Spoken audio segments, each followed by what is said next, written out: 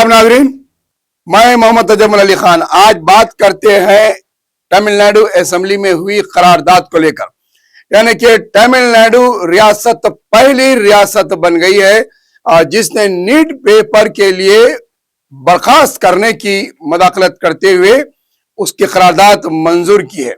यानी कि जहां पर नीट एग्जाम को लेकर जो पेपर लीक हुआ था उस ताल्लुक से जंतर मंतर पर हंगामा हुआ और जहां धर्मेंद्र प्रधान का इस्तीफा मांगा गया, जनसी मूवमेंट शुरू हुआ और सारे स्टूडेंट्स पूरे हिंदुस्तान की सड़कों पर निकल आए थे।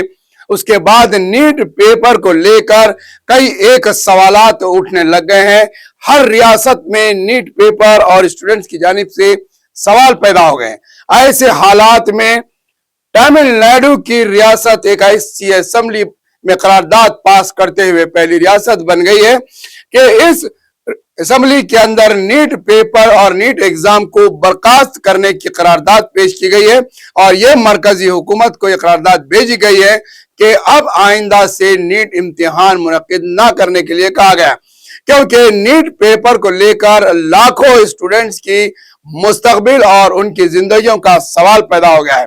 क्योंकि कई बच्चे पेपर लीक होने की वजह से खुदकशी कर दिए और इसमें जिस तरीके से दुश्वारियां हो रही है और जो कमर्शियलाइज कर दिया गया है, इसको लाखों रुपए के फीस वसूली की जा रही है। बच्चे अपने मुस्तकबिल के लिए एक एक साल की लॉन्ग टर्म कोचिंग ले रहे हैं, उसके बावजूद भी उन्हें ना रैंक आता है और ना उन्हें जितने स्कोर्स के मार्क्स आना है वो नहीं आते हैं और फिर आइन टाइम पे पेपर लीक हो जाता है।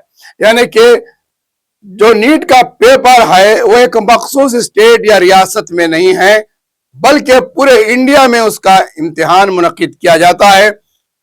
डिस्ट्रिक्ट से लेके सिटी तक, अर्बन एरिया से लेके मेट्रो सिटीज तक ये इम्तिहानात के सेंटर्स बनाए जाते हैं।